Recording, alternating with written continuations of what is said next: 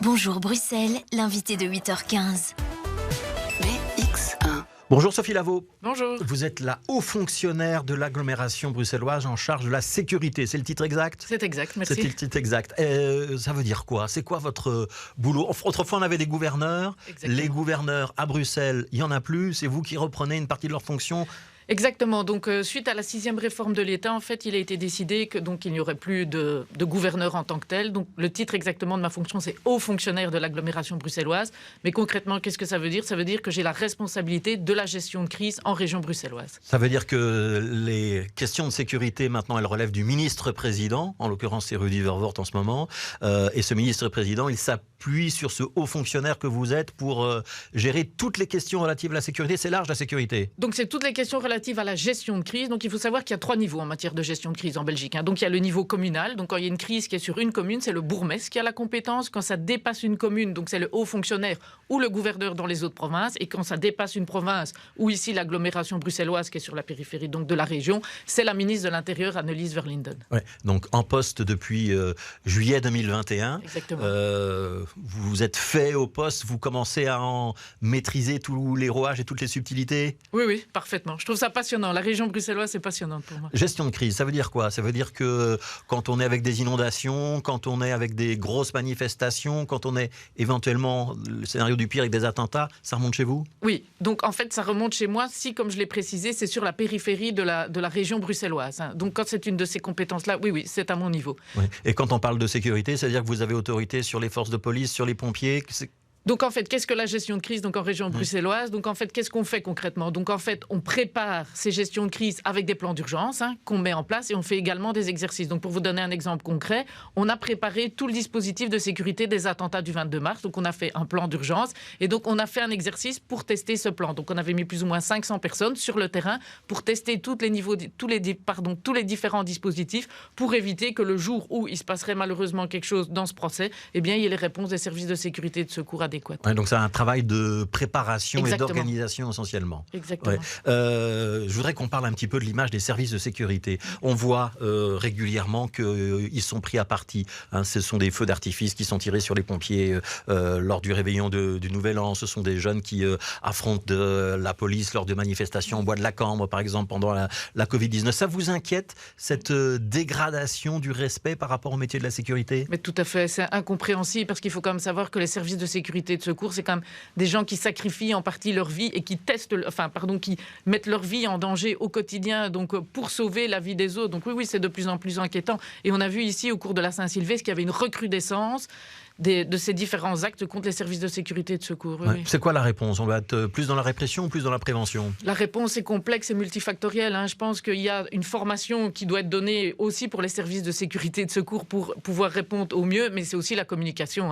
Que chacun puisse comprendre quel est le rôle des services de sécurité et de secours. Oui. Qu'est-ce que vous diriez à des jeunes qui aujourd'hui se disent la police, j'en ai pas une image très positive et j'ai plutôt envie d'en découdre avec elle ? Ces gens sont là pour vous aider, pour vous sauver en problème. Donc voilà, et ils méritent le respect. Et je pense que c'est des professions qui sont très très difficiles, mais voilà, c'est une situation auquel on doit faire face actuellement. Alors on a parlé de votre rôle, il y a une administration aussi autour de vous, ça s'appelle Safe Bruxelles. Exactement. C'est quoi le rôle précis de cette administration ? Donc cette administration a 3 rôles. Donc un rôle en matière de prévention. Donc il faut savoir qu'on finance de nombreuses ASBL qui luttent pour toutes les problématiques donc, de prévention de sécurité. On a aussi un rôle en matière de gestion de crise et un rôle en matière de sécurité. Donc c'est dans mon administration qu'il y a le centre de crise régional où les différents services se réunissent pour gérer les différentes crises en région bruxelloise. Quand vous dites on fait de la prévention sur les questions de sécurité, c'est quoi la prévention ? C'est y compris par exemple l'agressivité sexuelle, les agressions sexuelles, ça peut être des choses sur lesquelles vous allez agir ? Exactement. Donc il y a eu toute une campagne qui a été mise en place pour ces agressions sexuelles qui s'appelle Join the Fame, qui a été mis en collaboration avec la secrétaire Benamou pour justement sensibiliser à toutes les questions d'harcèlement de rue. Donc ça fait partie des choses que Safe Bruxelles, des campagnes que Safe Bruxelles finance et mène. Je voudrais qu'on parle de Bru Réponse. C'est une initiative que vous avez lancée, que vous vous apprêtez à lancer. L'idée c'est quoi ? C'est d'associer des citoyens à la gestion de crise ? Oui, donc ce qu'on constate depuis plusieurs mois maintenant, c'est qu'en fait les crises sont actuellement beaucoup plus multifactorielles, beaucoup plus incertaines, beaucoup plus longue. Et par rapport à ça, en fait, il faut augmenter tout ce qui est résilience des citoyens, mais aussi des administrations et des partenaires en matière de gestion de crise. Et donc, on a lancé la semaine passée le réseau des administrations régionales en matière de gestion de crise pour augmenter aussi bien leur formation et leur connaissance en matière de gestion de crise. Mais ce qu'on voit aussi, c'est qu'un des éléments clés de la gestion de crise, c'est le citoyen, ce qui était tout à fait novateur en matière de gestion de crise. Et donc, ce qu'on souhaite... Ça veut dire que ce n'est pas juste le problème de la police, des pompiers et du bourgmestre, s'il y a une crise quelque part. Exactement. Il faut que les citoyens y participent. Exactement. Le citoyen est vraiment au cœur de la sécurité pour nous. Et donc, BruRespond, on va mettre en place des échanges avec les citoyens, on va former les citoyens, on va faire des rencontres citoyennes pour, mieux les informer sur les risques, mieux les informer sur les réponses en matière de gestion de crise. Et il faut savoir que c'est une des recommandations du Parlement francophone bruxellois d'augmenter la participation citoyenne en gestion de crise. Et il y a aussi une commission d'experts qui a été mise en place par la ministre de l'Intérieur. Il y a un livre blanc ici qui va sortir sur cette question et qui propose également d'associer plus les citoyens en matière de gestion de crise. Ça veut dire quoi, Sophie Lavaux? Ça veut dire que demain, le citoyen, il va aider les policiers, il va aider les pompiers, il va les informer, il va faire quoi? Donc très concrètement, on va d'abord faire des séances d'information avec les citoyens, on va aussi les former, mais donc par rapport à leurs différentes compétences, ils pourront aider les différentes autorités. Ça veut dire qu'on pourrait appeler des citoyens en renfort? Bien sûr, donc l'idée ce serait de mettre en place une réserve citoyenne, ça va être fait en participation avec les communes, ici avec la commune de Woluwe-Saint-Lambert, Woluwe-Saint-Pierre et Etterbeek, qu'on va lancer cette initiative pilote ici à la rentrée. C'est une phase pilote pour Exactement, commencer. Oui. Et donc ces citoyens en réserve, quoi? Ça peut être un médecin ou un infirmier, donc là évidemment j'ai des compétences qui peuvent être intéressantes. Ça peut être monsieur, madame, tout le monde, même si j'ai pas des compétences particulières en santé ou en sécurité. Donc ce serait par exemple pour aider dans des centres où il y aurait différentes personnes qui seraient là, mais ce serait aussi en matière de communication, et on voudrait aussi associer les citoyens de manière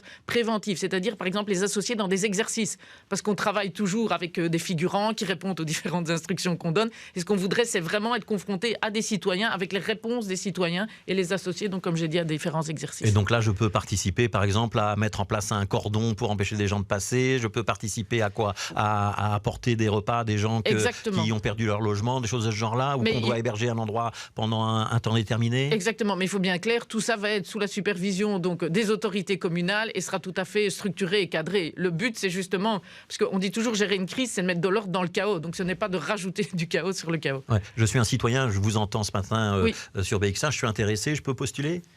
Donc en fait, on va commencer, comme je l'ai dit, avec les 3 communes, et il y aura toute une information qui est disponible sur notre site internet, mais qui sera aussi disponible sur le site des différentes communes. Voilà, vous y travaillez, ça veut dire que ça va être opérationnel dans combien de temps, cet objectif BruRespond, et donc de mobilisation citoyenne pour avoir une réserve citoyenne en cas de gestion de crise? Donc toute la partie du programme sur l'augmentation de la résilience des administrations et des différents partenaires est en cours maintenant, et tout ce qui est participation citoyenne va commencer à la rentrée, donc au début du mois de septembre. Ouais, donc c'est dans les mois à venir. Oui, exactement. Et l'architecture globale, finalement, ce sera prêt quoi, dans 1 an, 2 ans? 1 an, oui. Un an, à échéance d'1 an. Je voudrais qu'on redéfinisse quand même, parce qu'on a employé le mot gestion de crise à plusieurs reprises, qu'on mette des mots, des exemples concrets derrière. Ça peut être une inondation, ça peut être un accident de chemin de fer, ça peut être un incident dans une entreprise qui manipulerait des produits chimiques, ça pourrait être un nouvel attentat. Exactement, c'est tous les exemples que vous venez de citer, c'est tout ça la gestion de crise. Oui. C'est tout ça la gestion de crise. Vous dormez bien? Oui, très bien. Il y a un petit peu d'angoisse quand même quand on traite avec ces matières-là, non? On se dit pas, tiens, qu'est-ce qui pourrait m'arriver cette semaine ou la semaine prochaine? Non, parce que je pense que quand on est bien préparé et qu'on a toutes des réponses qui sont mises en place, et puis je suis entouré d'une très bonne administration, j'ai des équipes sur lesquelles je peux me soutenir, donc non, je dors très bien, je vous remercie.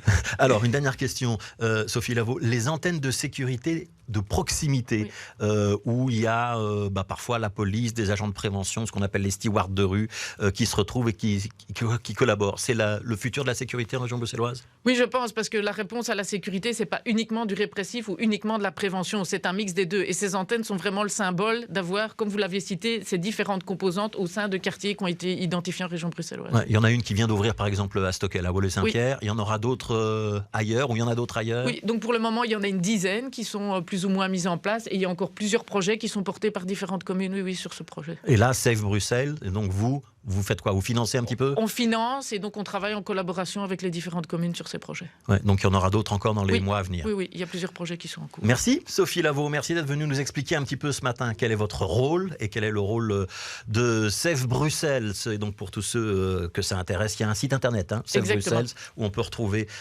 toutes les informations sur votre action et sur la coordination donc, de tous ces efforts en termes de sécurité et en termes de gestion de crise pour la région bruxelloise. Je rappelle, vous êtes donc haute fonctionnaire de l'agglomération bruxelloise, pour employer le titre exact. On va tourner une petite page de pub et puis ce sera votre choix musical. Ce sera Stromae. Alors on danse. Exactement. Ouais, on peut danser même quand il y a la crise. Voilà, il faut garder l'espoir. Merci Sophie Lavaux. Merci beaucoup.